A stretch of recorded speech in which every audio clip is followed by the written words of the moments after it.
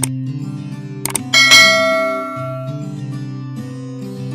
sore teman-teman sekalian, ketemu kembali dengan saya di tayangan hari ini, sore ini tepatnya. Suasananya sangat cerah teman-teman sekalian, ini di sini sangat cerah dan kesempatan sore ini saya ingin pada episode ini saya ingin menyampaikan beberapa hal yang menjawab ya, mengomentari beberapa pertanyaan. Dan sore ini ada satu pertanyaan yang menarik juga teman-teman. Ini dari teman kami, teman saya di salah satu di kota di provinsi di Pulau Sumatera begitu ya.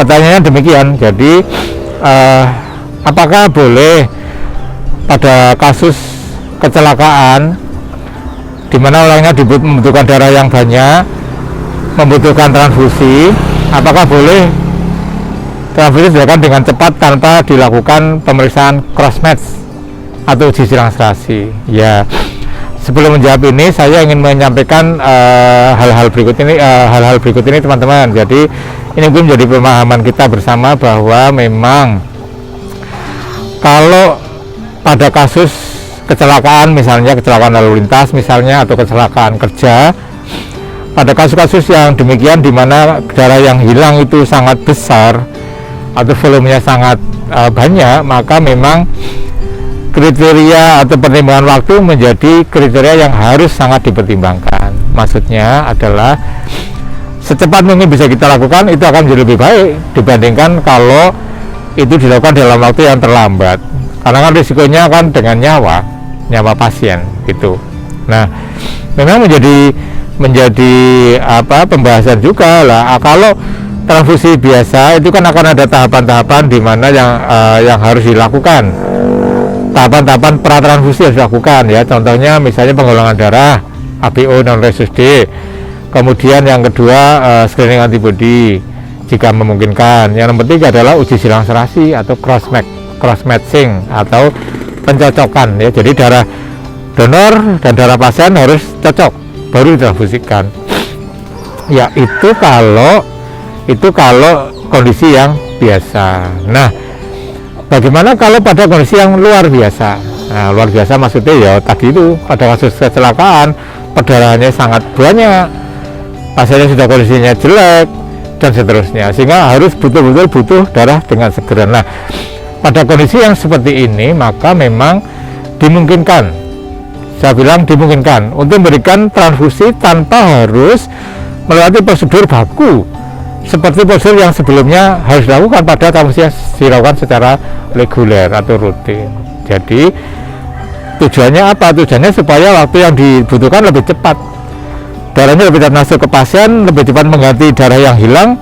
Harapannya juga mengurangi risiko reaksi atau efek samping yang berat bagi pasien, khususnya adalah misalnya kematian. Itu teman-teman. Jadi terus yang diperhatikan yang apa saja gitu. Nah, ini mungkin jadi poin penting juga. Jadi begini teman-teman, kalau kita akan berikan transfusi pada seseorang pada kondisi yang emergensi atau yang tidak biasa ya, kondisi yang sangat kritis begitu, maka satu, kalau memang golongan darahnya sempat diperiksa, dilakukan pemeriksaan golongan darah, yang penting adalah upayakan diberikan golongan darah yang sama antara golongan darah pasien dan golongan darah donor yang akan diberikan, darah yang diberikan. Nah, kalaupun ternyata tidak memungkinkan dari sisi waktu untuk dilakukan cross matching, dari sisi pertimbangan waktu, maka ya tetap ini bisa dilakukan transfusi emergensi meskipun tidak dilakukan cross matching. Tapi jangan lupa bahwa transfusi ini harus sepermintaan atau sepengetahuan dokter yang merawat pasien, di samping itu juga keluarga pasien. Jadi artinya harus ada informed consent tentang tindakan transfusi. Ada persetujuan tindakan dari dokternya iya, dari keluarganya juga iya, pasiennya mungkin kan nggak bisa ya, sehingga kita harus melakukan itu semua dengan sisi legal yang aman, legal yang terpenuhi begitu. Nah, kalau kemudian ditransfusikan terus, bagaimana pas tidak selesai? Maka seidealnya maka meskipun darah tadi sudah dilakukan transfusi atau sudah transfusikan, tetapi proses atau tahapan cross matching atau uji silankasi atau uji pencocokan tadi tetap harus dilakukan meskipun darahnya sudah masuk. Lah buat apa? Tujuannya adalah seandainya hasil ini kompatibel atau cocok, maka ya alhamdulillah transfusi aman, tetap lanjut. Tapi kalau ternyata hasilnya inkompatibel atau enggak cocok, maka ya transfusi harus dihentikan, misalnya begitu teman-teman. Jadi kalau golongan darah pasien sudah diketahui dengan cepat, golongan darah donor diketahui dengan cepat, pilihlah golongan darah yang sama persis.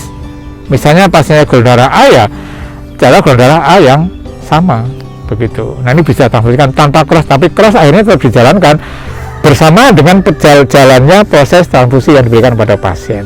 Nah mungkin pada beberapa kasus yang berbeda, kasus yang lain, kita tidak punya waktu sampai tidak punya waktu untuk melakukan pemeriksaan golongan darah pasiennya, nggak ada waktu lagi, atau darahnya belum bisa diambil karena venanya misalnya darahnya udah kolap, itu kan bisa diambil lama, sehingga pada kasus yang seperti ini maka penggolongan darah pun bisa di skip.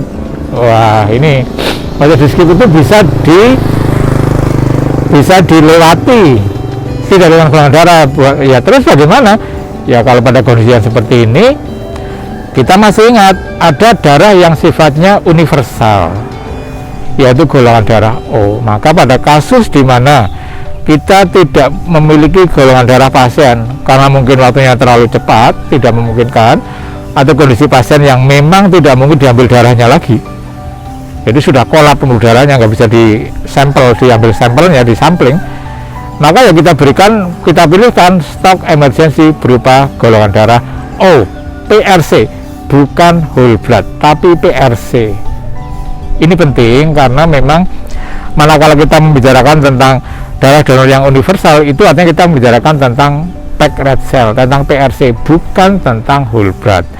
Karena kalau whole blood nanti beda lagi urusannya, nanti bisa membuat reaksi kalau donornya pasiennya golongan darahnya bukan O. Ini menjadi poin yang cukup penting. Yang terakhir adalah bahwa tetap saja meskipun transfusinya sudah dilakukan, processing atau tahapan penggolongan darah, screening antibody jika memungkinkan, maupun uji silang serasi atau uji cross match harus dilakukan meskipun darahnya sudah masuk.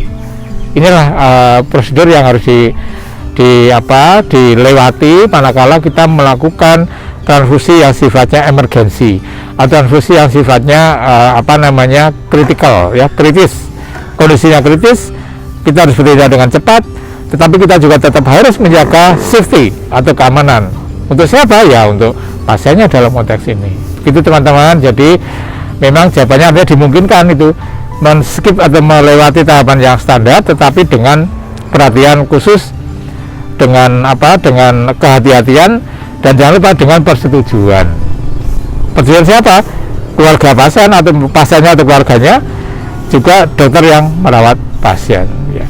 Itu teman-teman, mudah-mudahan sekilas ini membantu menambah wawasan kita bersama. Silahkan bisa share ke teman-teman lain sebanyak mungkin supaya hal-hal pengetahuan-pengetahuan kecil ini bisa lebih banyak dinikmati, dimengerti oleh teman-teman lain. Jangan lupa subscribe ya bagi yang belum, silahkan saja supaya bisa terupdate tayangan-tayangan saya selanjutnya. Demikian teman-teman, sudah sore saya harus pulang juga ini. Terima kasih banyak atas perhatiannya. Sampai ketemu lagi ya teman-teman di tayangan yang berikutnya. Tetap tonton tayangan-tayangan saya setelahnya ya. Ciao, terima kasih.